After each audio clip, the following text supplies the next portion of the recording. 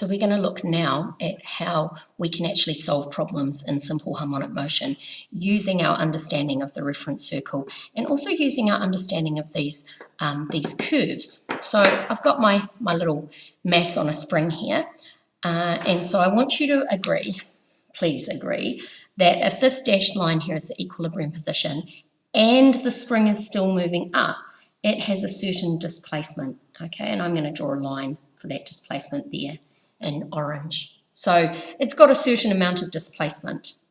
And I hope you can agree that if I was on this, I would be able to go, oh, look, I'm moving up and I've got a certain amount of displacement. Why? I'm not quite at the equilibrium position yet, but I've got a certain amount of displacement away from the equilibrium position. And then I move to my reference circle, and this is going to get a bit fiddly because it's quite tiny. But I hope you can agree that this might be my actual displacement there. If you look, I've made these equilibrium lines line up, okay? And I have a displacement y from the equilibrium position, and I'm going to draw that on here in yellow. I'm going to say, well, this is y. I don't know what y is yet. I mean, if I had an actual mass on a spring, I could, I could measure it. I could bust out a ruler and measure it. But I want to be able to predict it when I don't actually have it set up. How can I do that? Oh, I'm glad you asked, because there are things that we can do. For example, what's the first thing that you notice is missing from my reference circle? And I hope the answer is we're missing that arrow that I drew. I'm going to draw it on. There it is. That arrow shows the equivalent, the place where my mass actually is. And I hope you can agree that, based on what you saw in the last video, that my arrow, my vector representing the movement of the mass, is moving up towards the equilibrium position. And I hope you can agree further that this arrow must have a length of A, the amplitude. And we know this because we said when we get to the top of the circle, that's the equivalent, the actual physical equivalent of being at our maximum displacement, and that's our amplitude. So you may not yet see how this is helpful, but I hope you will in a minute by looking more closely at this triangle. I'm going to draw it again in blue, okay, but it's still exactly the same triangle. There's our equilibrium position. Here's our equilibrium position. I'm going to draw a dotted line out from that. Here is our displacement y from the equilibrium position, and it comes up to where it intersects the curve of the circle. Now, I'm not going to draw the circle on, but you're going to know it's there. And here's my amplitude vector, A. Now, if I was to say, put an angle on there, I hope you can see that we would be able to solve this using trigonometry.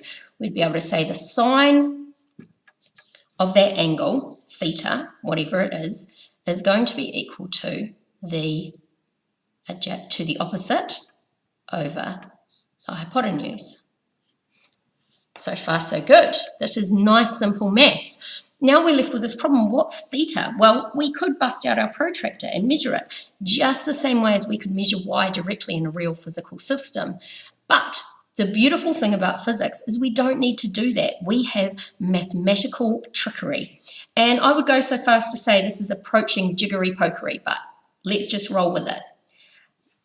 If this is a circle, what do we know about theta that will make it easier for us to work out what's happening in this circle? And I hope you're thinking, well, we also know about the time period, because that's a really good point. We also know that if we move around this circle, it's going to take one time period to come up. And I hope by now you're starting to spot what we're going to do with theta. We're going to say, well, actually, theta is related to angular velocity, to omega. And we can go so far as to say, well, and I'm going to put an arrow coming up to here, but theta equals omega t. You usually see this written as omega equals theta over t, the change in angle or the change in angular displacement divided by how much time it takes. But we're going to write it as theta equals omega t because that's what we've got in here. And I hope you can see that if we rearrange it, we get a formula y, the displacement of the simple harmonic motion, equals a sine omega t. That means any simple harmonic motion, whether we can see it in real life or not, for any simple harmonic motion, we can predict what its displacement will be at a certain time, so long as we know its amplitude and its angular frequency, its angular velocity rather. So as long as we know those two things, we can predict where it will be. And the beautiful thing about this, going back to our triangle, is let's say t is more than one big T. So our time period there ends there. Let's say t is more than one big T. The beautiful thing about sine curves is they repeat themselves. So let's say this is 1 second and we want to find out where it is at 1.4 seconds. Well, it would be somewhere here. It would be nearly halfway. And when we solve it, we would get this answer here because the sine repeats itself. And I know you might need some mathematical convincing on that, but you can work with it. So that's our simple one for y. Now, when I learned about this, I didn't know much in the way of calculus. But you can, because you know that, and I hope you know, because you know that v is the derivative of distance. So I hope you realise that we could write the distance with respect to time. We could write the derivative of distance with respect to time, or rate of change. We could just differentiate theta, y rather. So we say y equals a sine omega t. We can differentiate this to get b equals. And it turns out that that equals a omega cos omega t. Okay? But we can solve this from physical principles. We don't have to rely on calculus to do this. Lots of people really like calculus. It's nice and neat and tidy and pretty. But we don't have to rely on calculus to do it. We can use our physical understanding of the world. And to do that, we go back to our real situation. We go back to our real mass on our real spring. So here it is.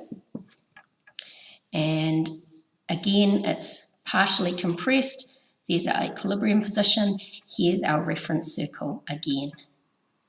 So sorry about my terrible drawing, but you're just going to have to roll with it and assume that it's correct. So we've already said where it is in regards to y. So it's still the same reference circle. But when you think about its velocity, you can see that as it's going up, its velocity is getting smaller, correct? So if we were to draw over here, if we were to draw instead of a y versus t graph, we were to draw a v versus t graph, it would look very, very different. And we would see that when the object starts at the equilibrium position, its velocity is at its maximum because it's moving, it's got all kinetic energy and it's exchanged all its potential energy. When it reaches its equilibrium position, it has zero velocity, and we know this because it's turning around to come back. And so what we get is, instead of a nice sine curve, we get a cos curve. So we're expecting that our simple harmonic motion equation for v will be a cos curve. Okay, we're expecting that already. The thing we need to know about is how do we get that thing in front? It made sense when we looked at our sine curve that this point here, this starting position here was A. How do we get that it's A omega? So how do we get from there to there? And I hope that you'll be able to use the fact that we know the relationship between V and omega.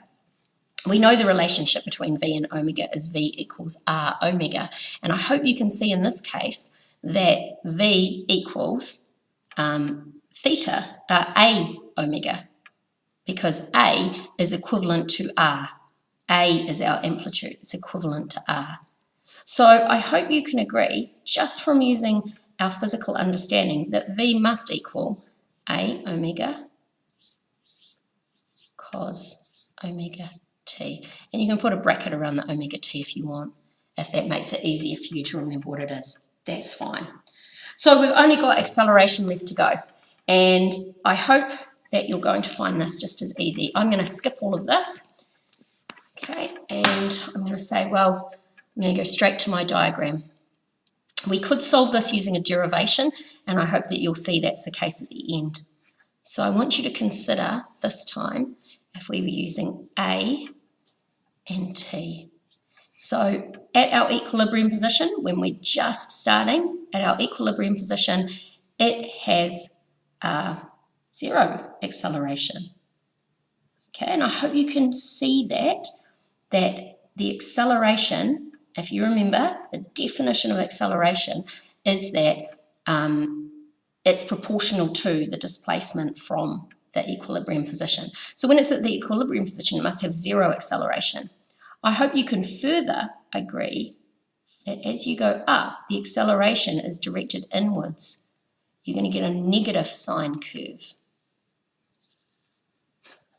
Okay, so now all we've got left to do is figure out how big this is, how deep this is, or what, if we prefer to look at our reference triangle, what the length of this phasor is.